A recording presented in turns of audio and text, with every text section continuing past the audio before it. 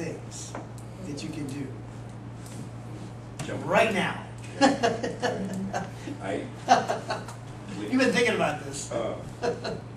Again, I harken back to Pearl River High School, who won the Paul Rich Award.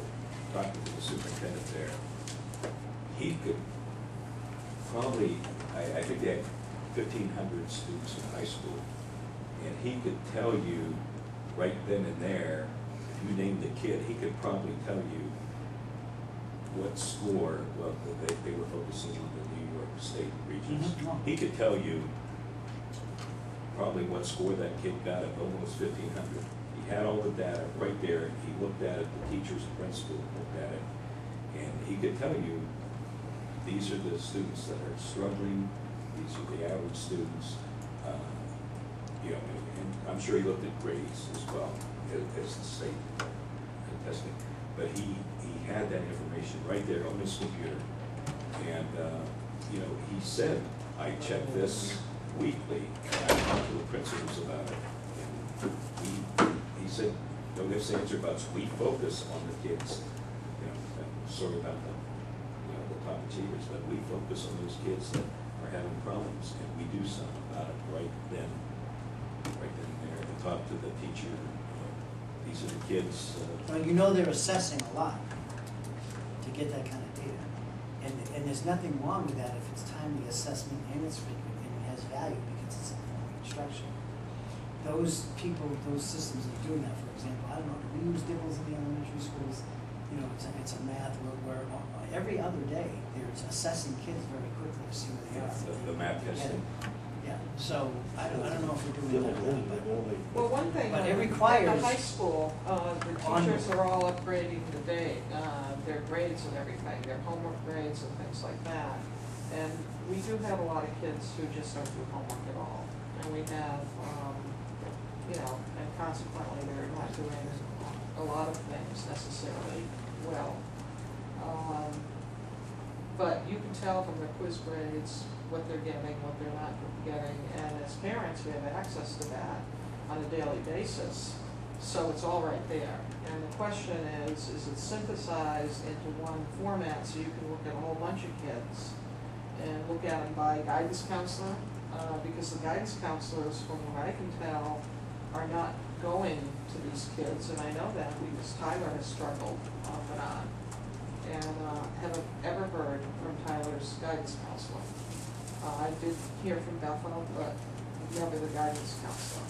And so,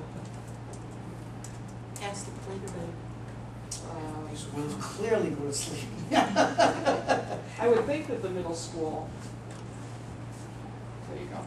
I'm gonna have the other half of it. Otherwise, I won't be half asleep. I would think that the middle school's the same. I don't know about the elementary though. Whether, you know, what they're doing works the same way or not. So we have to look, see if do we have a management system that synthesizes this information. I'll talk to the administrators about that. So we should have something. You know, I believe in frequent assessments, but real short. You know, 10 quick questions to get a sense, is the class getting them or not? The kids getting them or not? Then what do we do? Because you want to remediate, you want to differentiate instruction, measure. There shouldn't be this big aha moment halfway through the course that the kids fail. They ought to know that 2 days into every day, you know, the kids getting them or not getting them. So deliverables, we have. Are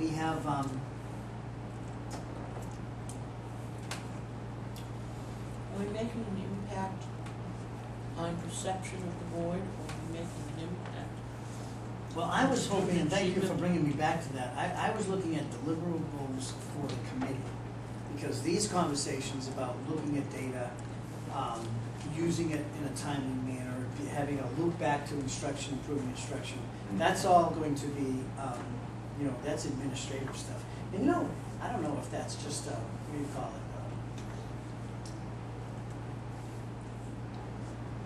A mental state of mind in terms of you're on the board at a bigger picture, but you're thinking at that micromanaging level of what kind of things should be happening below.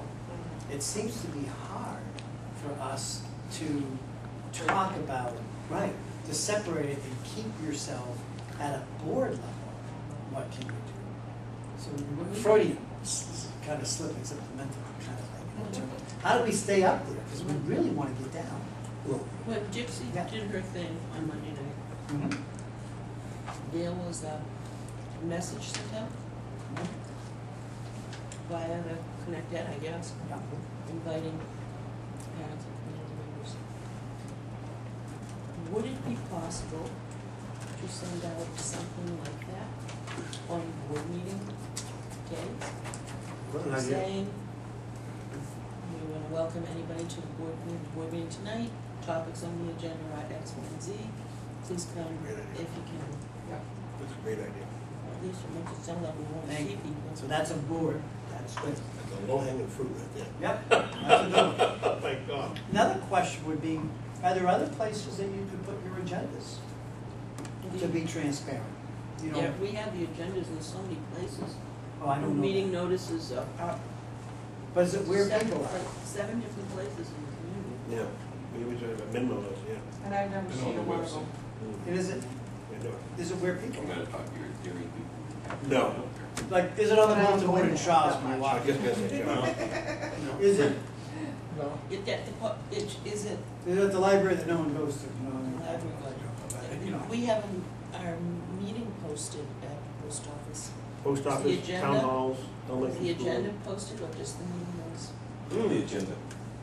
The agenda? They put the agenda at the post office, they put it at the town hall, it's on the website.